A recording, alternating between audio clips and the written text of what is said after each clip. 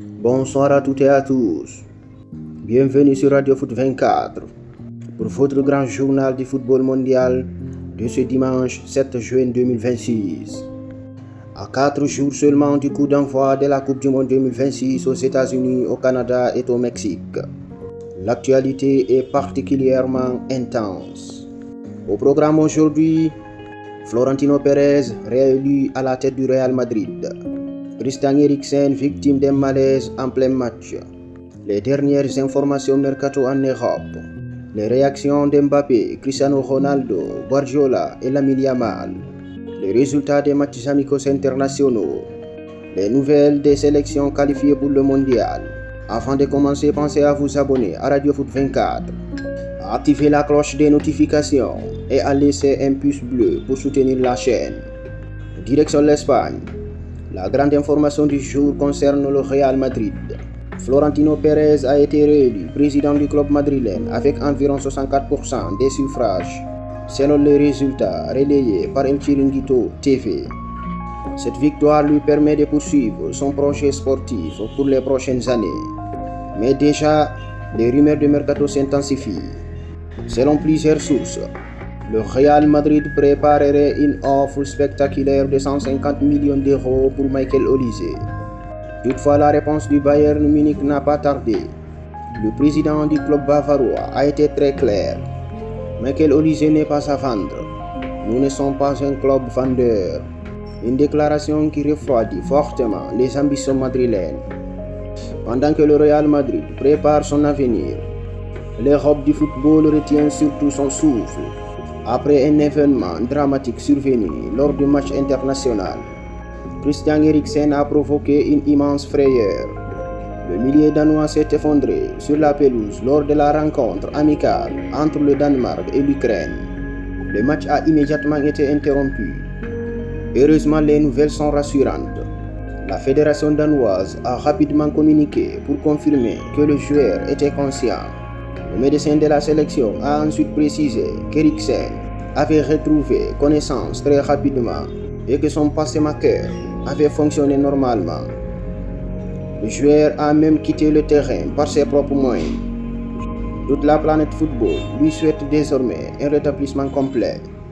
En France, plusieurs déclarations font parler.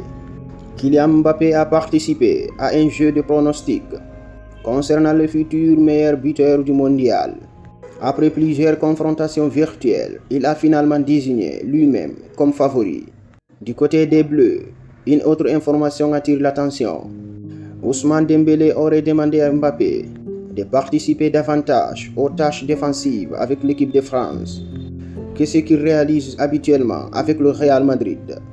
Selon l'équipe, Mbappé aurait également confié à des proches que Dembélé lui avait énormément apporté en sélection nationale. En Allemagne, le Bayern Munich continue de travailler activement sur son recrutement. Le club bavarois est très confiant concernant l'arrivée du milieu marocain Ismaël Saibari en provenance du PSV Eindhoven. Les négociations sont avancées et la visite médicale pourrait avoir lieu aux États-Unis dans les prochains jours.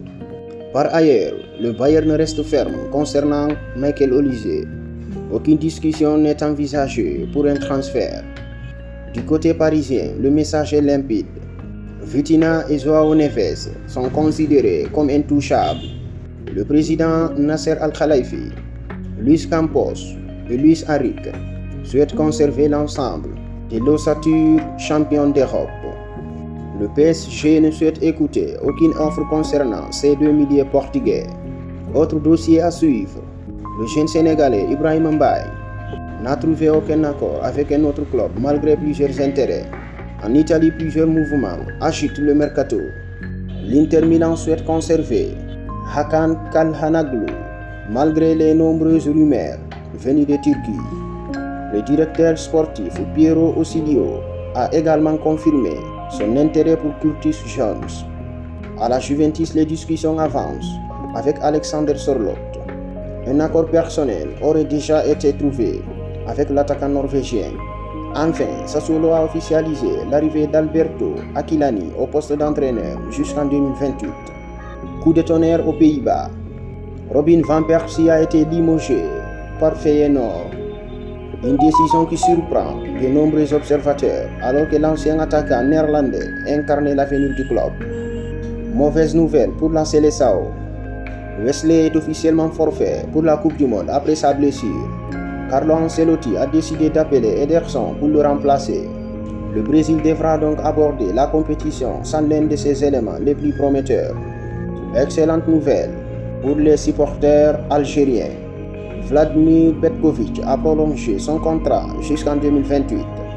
Après avoir qualifié les Fennecs pour la Coupe du Monde 2026, le sélectionneur suisse poursuit son aventure. L'Algérie s'est également envolée vers les États-Unis pour préparer sa première participation mondiale depuis 2014. Au Sénégal, Kalidou Koulibaly affiche de grandes ambitions.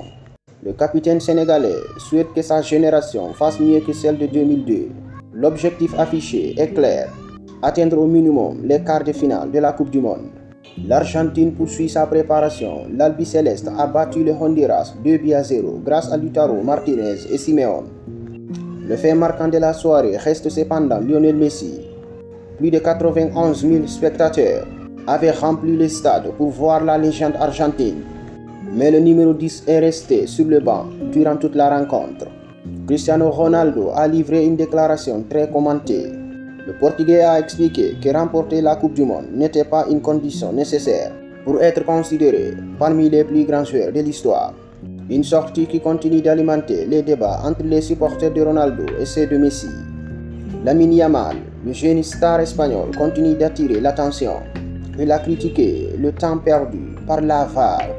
Selon lui, même si l'assistance vidéo améliore la justice sportive, elle ralentit considérablement le rythme du jeu. Il a également lancé une promesse insolite. S'il remporte la Coupe du Monde avec l'Espagne, il laissera pousser sa barbe et sa moustache pendant 3 semaines. Matchs amicaux internationaux, résultats du jour. Argentine 2-0 contre Honduras. Oman 4-1 contre la Mozambique avec un triplé d'Issam Al-Shabi. Kenya 4-0 contre Lesotho. Pakistan 2-0 contre l'Afghanistan. Ces rencontres permettent aux sélections de finaliser leur réglage avant le début du mondial. Coupe du Monde 2026. Jour 4 avant le début de la compétition. Toutes les sélections sont désormais dans la dernière phase de préparation. L'Iran est arrivé au Mexique. L'Algérie est aux États-Unis. Les favoris peaufinent leurs derniers détails. La plus grande compétition du football mondial est prête à commencer. C'est la fin de cette édition du 7 juin 2026 sur Radio Foot 24. Au programme aujourd'hui, réélection de Florentino Pérez, frayeur autour de Christian Eriksen, actualité mercato en Europe, préparatifs de la Coupe du Monde, réaction des plus grandes stars du football mondial. Dites-nous dans les commentaires qui remportera la Coupe du Monde 2026 et quel joueur finira meilleur buteur du tournoi. N'oubliez pas de vous abonner à Radio Foot 24, d'activer la cloche des notifications et de partager cette vidéo autour de vous. Merci à tous de votre fidélité. A très bientôt pour une nouvelle édition de l'actualité football mondial sur Radio Foot 24.